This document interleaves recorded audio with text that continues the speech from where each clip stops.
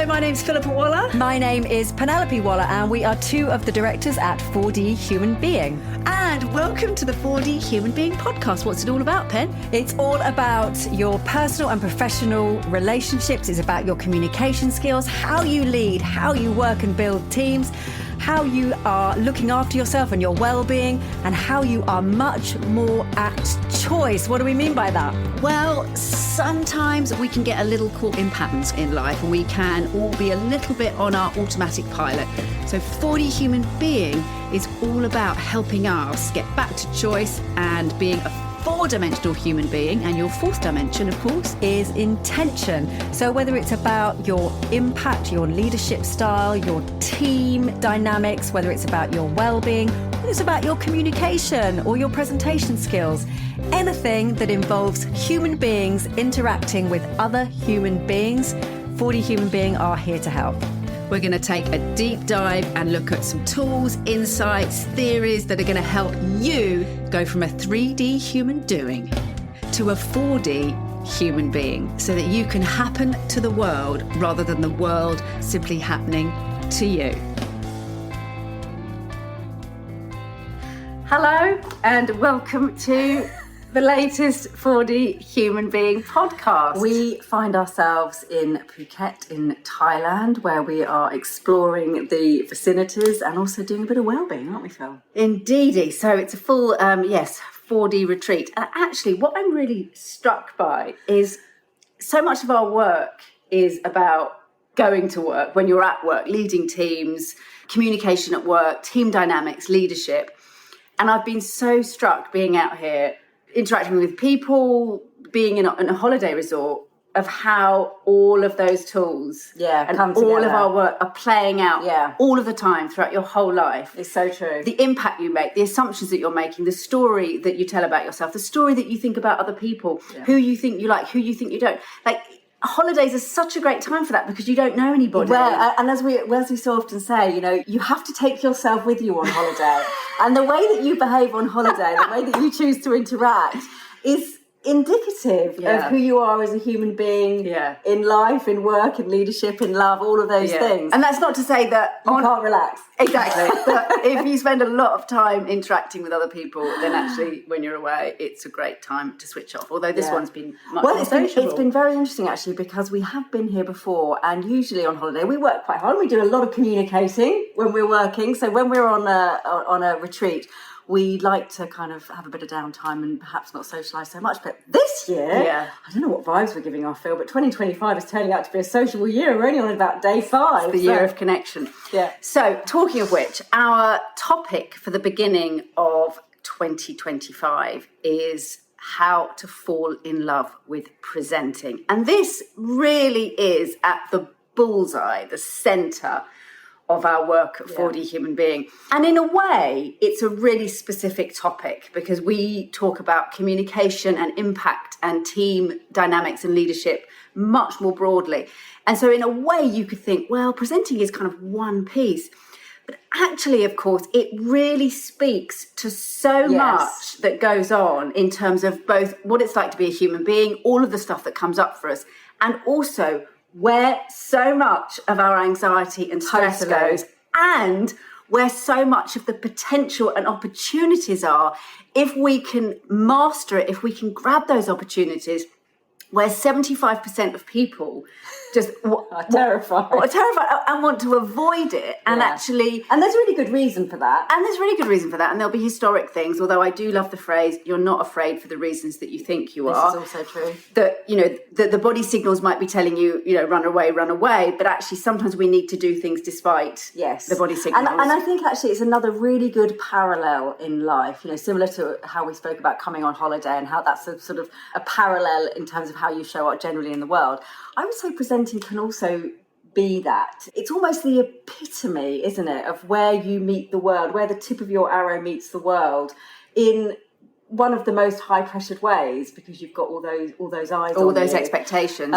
So yes, it is about being a good presenter. Yes, it is about falling in love with presenting. But I would also offer it's a really interesting part of yourself to develop and reflect on in terms of how you're showing up in the world and who you're becoming. Well, absolutely. And we're going to get onto the themes of what we're going to talk about over the next few weeks is how to fall in love with presenting in 3 ways, making it easy, engaging, and enjoyable. And one more thing before we dive into that first chapter, if you like, we're going to give you 2 tips on how to make it much, much easier for yourself. And we are definitely not just talking about how can you get through presenting. We really, absolutely, we love it. And we love, love, love helping other people not just get through it, not just sort of grit their teeth and manage to deal with it and deal with the sleepless nights, but to enjoy it, look forward to it, be curious about what you can offer, get creative about how you can put a presentation together. Yeah. But one thing I would say on it is absolutely, one of the things that can happen, of course, is around expectation, that who we think we need to be. And so I think one of the hardest things about presenting is almost the mask that we feel we need to put on and who we think we need to be. And therefore, we're not really being ourselves. We're not being, I'm going to use the word, authentic. And that is incredibly stressful because now we have to almost embody a persona and be somebody else. And we're going to talk later on, not in this podcast, about scripting something that we then have to learn. So you end up with a persona that you've got to meet and a script that you've got to memorize. And both of them are outside of yourself. Yeah. And you're setting yourself a task of both memorizing words and being a person that is not actually sitting at the center of you. And when we can communicate from the core of us, people feel it. People feel it, and you just reduce so much of that stress. Well, my parallel on this, Phil, is our yoga class this morning. I don't know where you're going with this. If you try to demonstrate a persona to the rest of the class that is not indicative of the authentic self in terms of you might damage that here. You find yourself in positions that are really hard to sustain. And in yoga, quite literally. That is, I love that parallel. That is a really good parallel. And you're thinking, I'm going to hold it. Even though I can feel my back going, that's a really sticky way to think about. If you think that presenting and presentations like holding a are stressful and full of anxiety, and just leave you feeling sort of exhausted and just in pain, then you might be trying to hold a yoga pose or lift weights purely to try and demonstrate to the rest of the class who don't even care that you're really good at yoga. Yeah, so actually, lovely. Just come back to self, as they say in yoga. As we sit in Thailand, there's absolutely draw that beautiful parallel of actually you're much better off finding a way to communicate your topic or project or vision or whatever it is in a way that absolutely sits with who you are and where you are, so that your lotus pose or your downward dog is not going to break you. Your presentation is not going to break you because you are going to be in charge of it. And you can be unique to yourself. Yeah, absolutely. So, and we will get onto that probably in the enjoyable, how you're much more connected with yourself. So 75% of people dread, avoid. And yet there is some statistic which I think has been rebutted. That people would rather be dead. It's been highly misinterpreted in terms of what boxes were ticked on the survey. But nevertheless, it's one of the biggest dreads. Yeah. And it's all to do with, of course, what gets triggered, our fight or flight, all those people looking at us like it's so primal, so biological.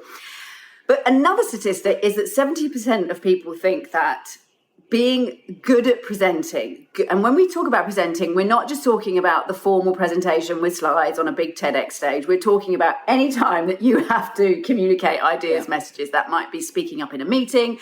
That might be sitting at a desk with your own section to communicate. It might even be a team update. 70% of people think that being really good at that level of communication, presenting, is absolutely critical to career success. Now, we would somewhat agree, although we would say the other 30% need to catch up and get on board.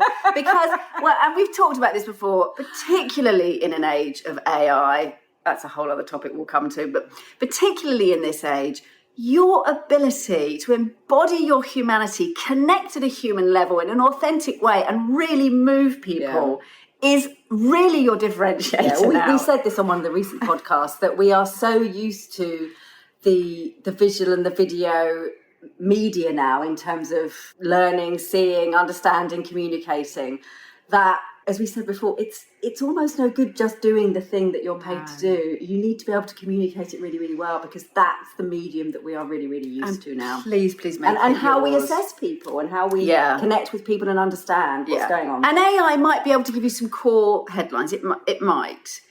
But it's never, ever going to communicate the personal connection that you have with a particular topic or a story that you have. So, as we say, we're not just here to help you tolerate presenting in 2025. We're here to really help you fall in love with it and to give that gift to yourself.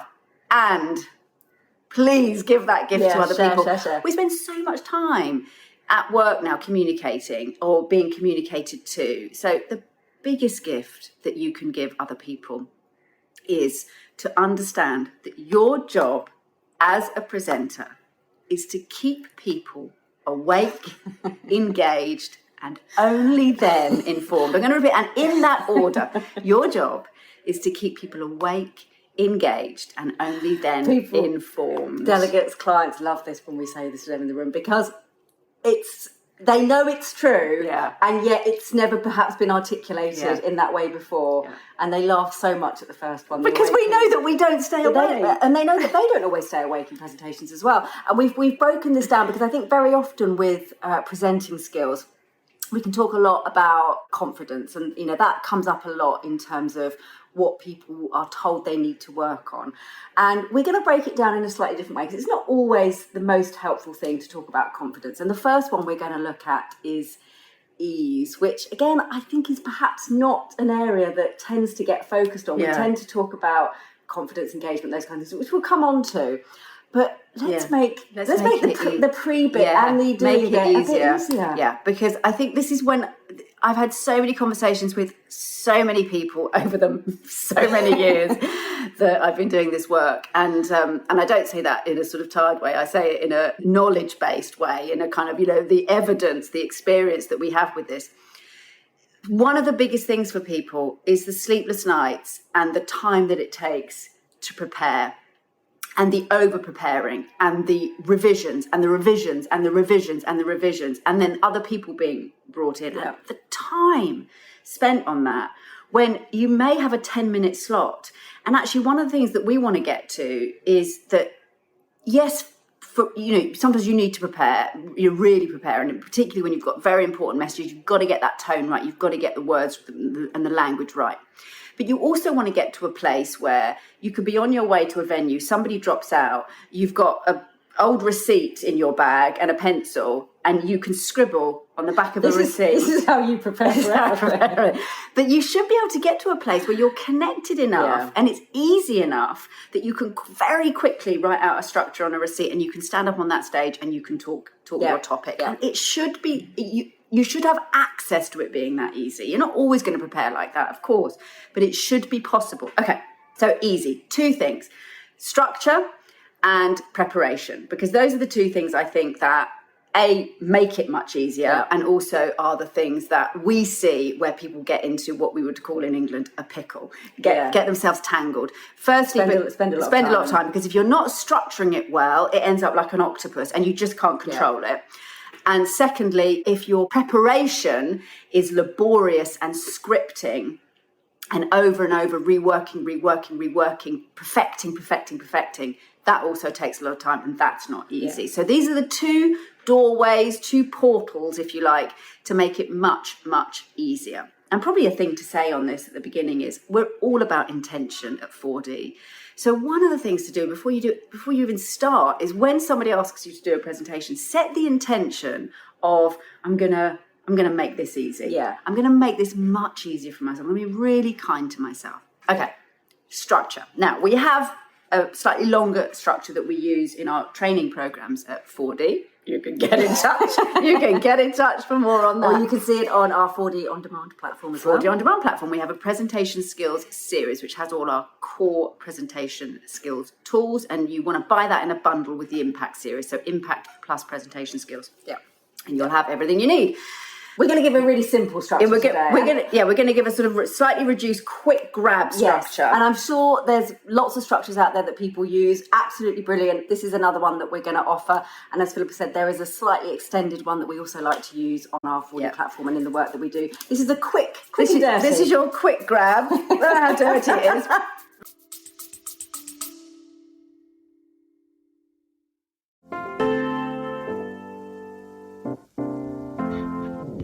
Quick word from us at 4D Human Being. If you're enjoying the show, please do click follow so that you can have the 4D Human Being podcast instantly in your feed. And we'd love it if you liked and reviewed us. Let us know what you think. Please do think of one or two people that you could share the 4D Human Being podcast with. Somebody who would really benefit from the content you're listening to right now. Back to the show.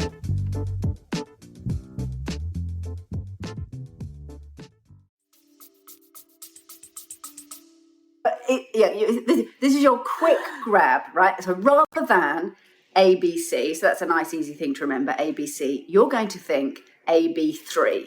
You're pleased with that? I'm so pleased with that. AB3. And if you do nothing else on structure, I mean, there's so many ways, as Penelope said, to structure presentations. And we have a longer one that delves a bit more into more story, so more of that sort of emotional depth. This is your quick grab. Don't think ABC, think AB3. Now, the first one is attention grabber. Most people, and you'll have seen this a million times, shuffle on, say their name, stand in the same place that the last person stood in, say their name and their job role and their company, and then dive in. Now, nothing wrong with that, but we've heard it a million times.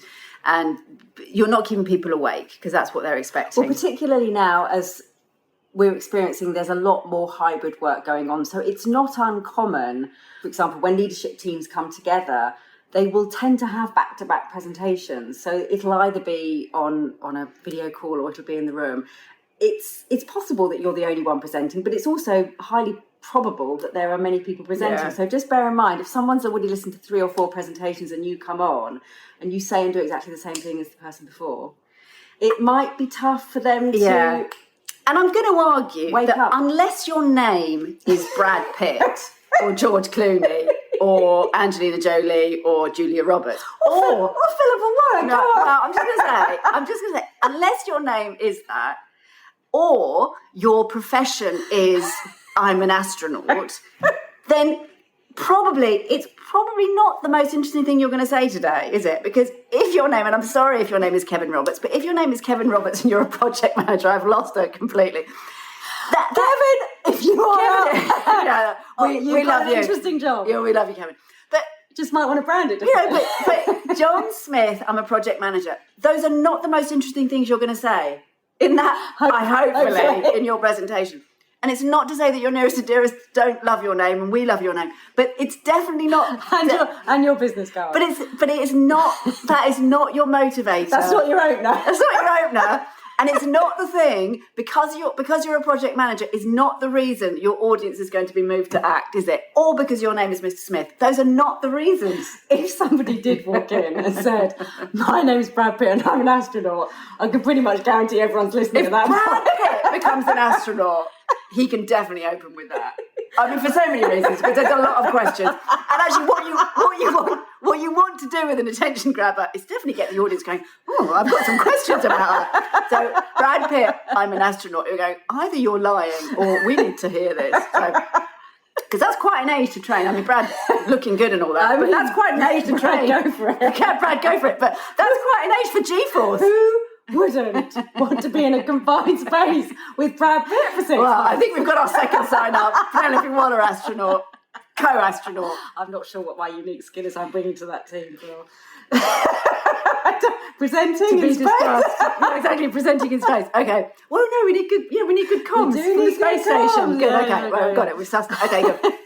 Right. So, you want an attention grabber. That's your A. Remember, AB3. So all the audience are thinking about now is Brad Pitt and a rocket. Brad Pitt and a rocket. No, Pen, that's all you're thinking about. I wasn't. I'm back on topic. That's a whole other topic, isn't it? How do you get back on topic when your audience is pulling you off to Brad Pitt in a spacesuit? Okay. Back to presenting. AB3. Attention grabber. Remember, your job is to keep people awake, first of all. And that is about an attention grabber. And that could be a shock statistic. It could be a question. I mean, we've seen people do all kinds of things. It could be something physical. It could be the way that you come on stage, or it could be an image that you put up a headline on your statement slide. Or fact, or it could be ask the audience to do something like raise your hand if, or a rhetorical question. Even props are really good. If you can bring a prop in and pass it around, or even a shocking. I remember Jamie Oliver in his TED talk. I mean, I will never ever forget him coming onto stage with a wheelbarrow full of sugar. Yeah, I mean, sugar cubes, and he just tipped it out. That's right. You could ask people to get their phones out and go through their week of photos and pick their favourite photo. I mean, anything that you know you can connect. Yeah. So I think we did that once where we were talking about the amount of information out there in the world, and we were getting people to take photos and then telling them how much information how many bytes of information they've just created. Yeah. Like there are so many things you can do to grab people's attention, and think visual, think physical, think stimulus, curiosity. Could be music, anything where you are putting somebody in a context that is meaningful to them. So remember when you were 5 years old, or imagine if, anything that gets their brain going. A joke if you're brave. I want caution. I want to say, turn to the person on your left. And I only say that because of my dear brother-in-law, James Beanie, who says, I don't want to be asked to turn to the person on my left. I don't want to talk to Jimmy I don't want to talk to Jimmy McCann. But turn to the person on your left and ask them, ask them one question, or ask them a fascinating question, or ask them where they went on holiday last year. It doesn't really matter.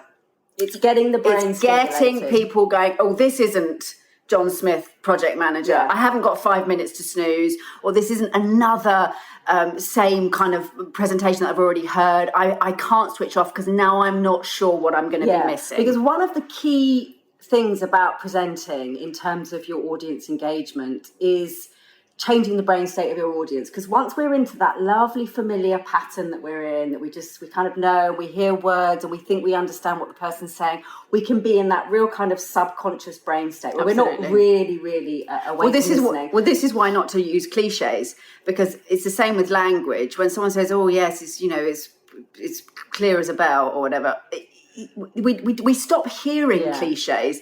And you have to think about this when you're trying to inspire with vision. This is so exciting, we're all in this together. I mean, you've got to try and change up some of that language, because as Penelope said, the very good reason to grab attention in a different way, and it's got to be authentic to you. You don't come on in a spacesuit, for example, if that feels icky and you're uncomfortable. Don't do a tap dance, don't make a joke if that's not comfortable for you. It's got to be right for you. But a really, really good reason to find something that sits comfortably enough with you is because our brains want to find the laziest route, and so they will switch off when we start seeing pattern. Okay, so attention grabber. B of your AB3 is benefit. It's a biggie. This is really a piece of pre-work. I mean, it's something that we talk about in terms of including it in your presentation, but for me, B is one of the most important things, if not the most important thing to think about in our prep time, which when somebody says, can you do a presentation on the latest quarterly results? Our brains, again, because we're so familiar probably with our work and the quarterly results, will dive straight into the content. The content and the numbers, And the question to ask yourself before you do anything is, what do I want my audience to go away and do, think or feel? Like, why am I doing it? What is the benefit? What's in it for them? To the audience to sitting there and listening to me for 30 minutes? Mm-hmm. Because they're giving you their time. Now, they might be obliged to give you their time, but nevertheless, they're giving you their time. They might be obliged to sit there. To be present, yes. But that doesn't mean they're listening. Yeah. So absolutely. So is it money? Is there remuneration? Is it about health benefits? Is this about well-being? Are they going to have some time off? Is it about an opportunity for them? Is it about career progression? Can they do their job better as a result of this information? Can they make connections better? Can they help you in some way? Not to say that people are only self-interested. Of course, they're interested in your work and what you're doing and what the company's achieving.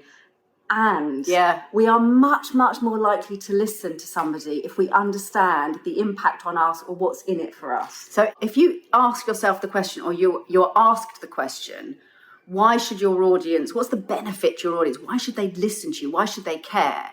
And your immediate answer is, well, because they need this information. or because I've got to inform them of this information. Red flag. Yeah. That's not enough. There's plenty of people who want to give us information, but why should we listen? Why should we open our ears? Remember, awake, engaged, informed. You've got to get me engaged. Why should I listen to you? You know, if you think about social media, what are the posts that you click on? Yeah. It's going to be something that you're interested in, something that's going to benefit you. And there's a couple of reasons for doing this. One is because it will probably change or at least inform how you then prepare and structure your presentation and what you include and what you choose not to include. So that's the first thing. It's going to give you an idea of the direction of travel of your content. And the second thing is so that you can include in your presentation, in your communication, the benefits, so that you are explicitly telling the audience why they are sitting there and why they should listen, which I think often we can just assume that they know, but it's better to be explicit about Absolutely. these things. Oh, it's so obvious. So it either gets missed out entirely because we think it's obvious, or it gets left to the end. Yeah. And that means that you've maybe by which point your audience is not awake or engaged. They've finished their shopping list. Yes, exactly. They've finished thinking about what they're going to do later that night, or sort of passing notes to their friend or texting. You've given all this information and they'll just walk away. They need to know up front. I mean, because even if you tell them the benefit at the end, it's too late because they haven't connected the benefit to all the information you've now given them. And by the time you give them the benefit at the end, it's too late for them to go back and try to remember all of the messages that you just gave and connect them to the benefit. Yes. So bring it up front. And I know this is sort of weird because we're so used to walking onto a stage or standing up, saying our name and giving an agenda of information. So it might feel weird to think, well, wouldn't it be weird if I don't say my name and if I don't tell them what it's about before I tell them benefit? No. Yeah. Keep them awake, engaged, and only then informed. And this is how so many kind of YouTube videos are structured now, because people know that they've got you for about probably less than 3 seconds before you scroll on to the next video. So the last thing they're going to tell you is their name and their job title. Who cares? Who cares? It's about you. It's gonna about be the something audience. Like, do you want to learn in 2 minutes how to be a better presenter? Yeah. Yes, I do. I'm in. Exactly. So A, B, 3. So A, attention, B, benefit, 3, and this is your 3-point structure. You want 3 key messages at the most. You may only have 1, but you can have up to 3. 3 is a great number. So our brains work in a 3. We love a 3. If you think about story, you've got beginning, middle, and end. Scripts, plays, written in 3 acts. You can think past, present, future. That's another nice way to structure them. You can nuance it in that way. You could have all kinds of 3s. There's also a limit to how much our brains can remember. There's a limit to how much our brain can remember. So you really want 3 points. And ideally, you want to actually number them. So, grab the attention, tell them the benefit, and then there are 3 things I'm going to talk to you about today. Number 1, tell them. Number 2, tell them. Number 3, tell them. Because when you actually say the number, you're engaging the left hemisphere. So you've got that right hemisphere beautifully engaged. I'm using these terms very broadly. Don't write in about the brain structure. Using this very broadly, you've engaged the emotional brain. The brain science is developing daily. So exactly. So you've engaged the emotional brain. You've got them engaged. They know that there's something important for them. There's a benefit for them. So we're emotionally engaged. We're physically awake. We're emotionally engaged. Now we want to engage our rational brain, our left hemisphere, if you like, more. And by giving numbers, you're immediately doing that lovely job of helping the audience organize their thoughts. And one of the things we really want to do when we're presenting is make it easy for ourselves, but please make it easy for the audience. Totally. Because when we're asking our audience to work too hard, so when we don't give things in a structured way, or we're not clear about the order of things, or we don't tell them the benefit, you're making them work incredibly hard because they've got to try and piece that together like a jigsaw. And they also don't know how long it's going to last. Yeah. They don't know what they don't know what the key pillars are. Yeah. They're having to find and grab that information themselves. So give them the scaffolding. Give them some navigation through, which will help to reduce any kind of unhelpful body chemistry, such as stress or cortisol. They might be distracted, or they might have a question in their head. They might be thinking, well, I need to know about X. If you say up front, the first thing I want to talk about is X, suddenly their brain is calm and relaxed, and they're much more likely to listen to you. So giving a 3 structure does so many things, both for your own brain as a presenter, but also for your audience's brain. And I would offer, before we go on to talk about using this, I would offer, if you have a recording of a presentation that you've given recently, or perhaps one that somebody else has given, or perhaps you can ask a colleague who's been in the audience to one of your presentations, ask them or ask yourself, is it obvious what the 3 things are that were that somebody should take away from that presentation. And so often it's not, which is why we ask you as the presenter to do that work up front and work out what the 3 things are. Yeah, absolutely. That's a really nice test. And think about presentations that you've been to recently. Could you name the 3 key messages? Exactly. Just a blur. And I was just thinking, as you were talking about helping the audience and help them navigate, otherwise it's a bit like some of the most annoying film and TV experiences we have, where we're sitting there with a friend or family member and we're just going, what's his name? Why is he doing that? Who was he? What? And you're basically giving the audience that experience where you don't know what's going on in a film. And those are the kind of films that you turn off after about 15 minutes, because you're like, I don't even know who anybody is. I don't know where it's going. And I don't care. And I don't know why. I don't know why we're doing it. I don't care. I don't care about any of them, exactly. So don't be that moving. And at that point, and it's hard to get a full audience's brains engaged with you, because our brains are like they're on like dimmer switches. Yeah. They're sort of shining and then dimming, shining and then dimming. And you've got to capture that attention when the light is shining in that person's brain. And if the information you're giving is confusing, that is just going to shut down. That's gone. We've gone somewhere else. So this is all about making it easy. Make it easy for your audience. And this is going to make it so much easier for yourself. I have seen TEDx talks where someone's scripted it, and we're going to talk more about that in a minute. Oh, yes. And because it's not really structured, it's more of a flow of words. When you lose your way with that, you are lost. If you haven't got your script with you, you're lost. Whereas with an AB3, 1, 2, 3, it's very clear. You can see those headlines in your head. You've only got 3 things to remember. You've done 1. Even if you haven't finished all of 1, you know what 2 is. You know what 2 is, exactly. So it's a really, really easy structure to remember. And even if you forget some of it, you've got your headlines out. And as long as you've got a Q&A or an access post the presentation for people to follow up, you can answer all those questions later on. They are never, ever, ever going to remember 20 things. So there's no point giving them those 20 things. And also remember, they don't know the presentation that's in your head. They know the presentation that you give them. So if there are things that you miss out, and you don't follow up. It doesn't matter. They do not know that. Yeah, and they wouldn't remember it anyway. So AB3. Good. So make it really easy for yourself. For your next presentation, grab a piece of paper, down one side, write A, B, and then 1, 2, 3. And that is your structure. See if you can simply put your message, your communication, your vision into that structure. Just play with it and notice if you feel yourself saying, yeah, but there's 5, there's 6, there's 7 things. See if you can play with, okay, well, if I really, gun to the head kind of thing, if I really can only say 3, what would I say? And how can I communicate the other 2 in a way, whether it's a Q&A or whether it's an exercise or whether it's a follow-up, in a way that isn't going to muddy the waters of this presentation, isn't going to make it over long, and in fact, in a way that is almost like, a week later, 2 weeks later, there'll be a little reminder of this, and then there'll be this cherry on the icing on the cake. There'll be this follow-up, there'll be this extra, there'll be this bonus.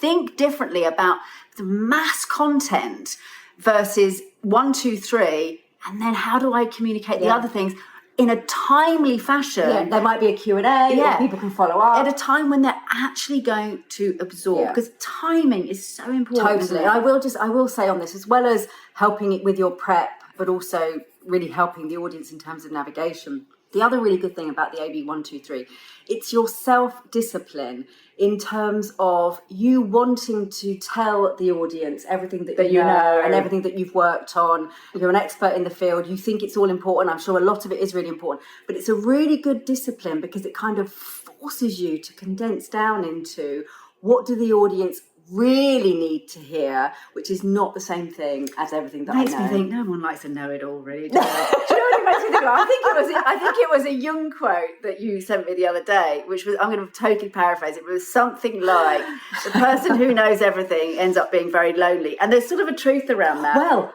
it's so interesting you say that, because I was just listening to a podcast and they were talking about the new series of The Traitors in the UK, which has just come out, and I think it's a franchise that's sort of being released worldwide. TV show. And the contestants went in and they were talking about the initial contestants, and 3 get voted out on day 1. I don't watch it, but this is just what I've heard on this podcast.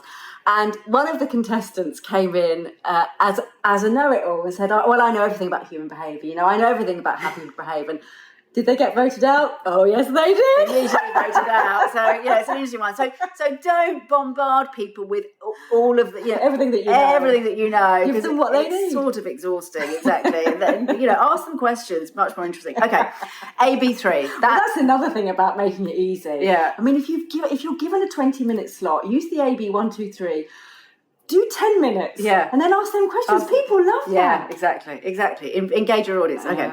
We'll be coming more to that because the second one is engaged. Make life easy for yourself. Exactly. So, because we're doing, over this whole series, we're doing making presentations easy, engaging, and enjoyable. So, engaging, we'll really talk about how to get the audience really stimulated.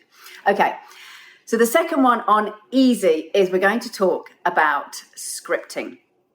So, when you're preparing your presentation, if you are not spending at least 50% of your preparation time, and whether you spend 10 minutes preparing or 10 weeks preparing, if you're not spending 50% of that, half of that, up on your feet, talking it through, what we call riffing it through, working through your content without a script, then you are making your life really, really hard. And this is about making it easy. Now, it's an interesting one because it feels a bit counterintuitive, because by scripting and getting that perfect monologue of words, or getting someone else to help you and getting that, sent through various edits and what do you call it, sort of review on Word, you sort of review, and then you get the tracking and the notes, and then you'll send it to someone else, and then we'll spend all our time doing that.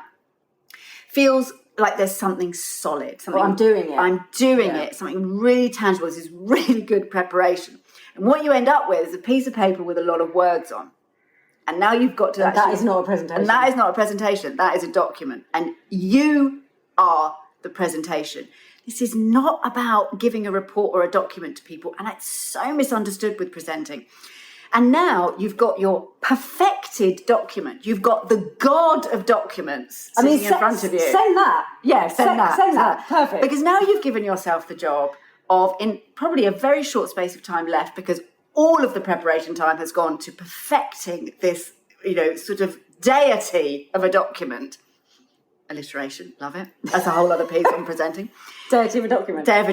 So now you've set yourself the task, in probably not much time left, to somehow memorise to perfection, bearing in mind how much detail and corrections. Bearing in mind the deity of your document. The deity of your document. So much attention. And you've now set yourself the task of honouring this document by learning it to absolute perfection. And not only memorising it, because that really wouldn't be good enough. You've got to deliver it in a way that brings it to life and gives it voice and range and pitch and intonation and emphasis. You have just made your life totally. It's like learning. It's almost like you've written Hamlet, and you've given yourself 24 hours to bring Hamlet to life. And who's going to do that? And the thing is about this, and the reason that we bring it up, is because it is so common. We talk a lot in terms of our 4-dimension 2 context model, the model that underpins all of our work. So the 4 dimensions being physical, emotional, intellectual, and intentional. We are kind of primed and conditioned to really focus on the intellectual dimension as the important thing, what we know, getting things right, the language, the documents, all of those kind of things. So we will tend to focus a lot of our time there without really even thinking about it, which is why we ask people to be intentional. So we'll spend all of our time in that intellectual dimension and miss out the very important physical and emotional part of the presentation. And the other thing, of course, that we hear so often from delegates is, they've worked really hard, they're really pleased with the slides and the script and everything that they've Slides prepared. is another topic. And then the thing that they say is, it didn't come out as I thought it would, because it's still on the page. Yeah, exactly. And it hasn't been practiced in the body, and they are not the same thing. They're not the same thing. You have not prepared your presentation. It's still on the page. Because you scripted it. I mean, it's not. And in fact, if anything, you've made your life really difficult. So remember, this is all about making it much, much easier. So 2 things on this. One is, we would say, really, if you can stop scripting. Have some pieces if you need like quotes. If you need quotes, you need specific wording. If you've got a company strategy that you need to have verbatim, to be exact. really you want those tent pegs, you want those structure points, you want those key bullet points that you can kind of step into and talk through.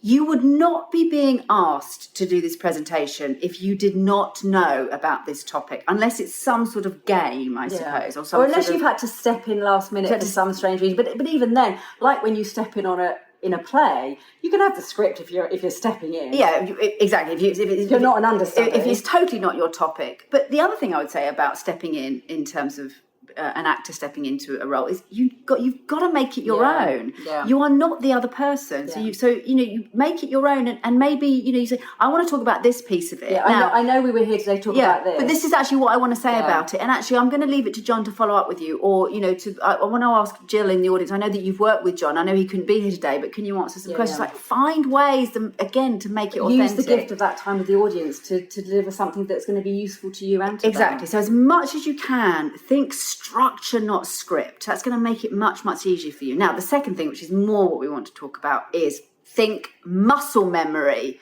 not intellectual memory. So the more that you can get up on your feet, and this doesn't just go for presenting. You see this, there's been some great research done on creativity and innovation in teams.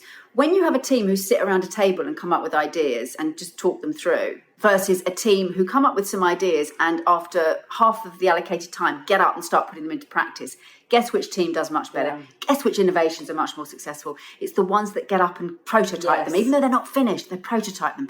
You want to get up and practice your presentation in your body. Now, on one side, I can imagine you can feel like, but that's more work.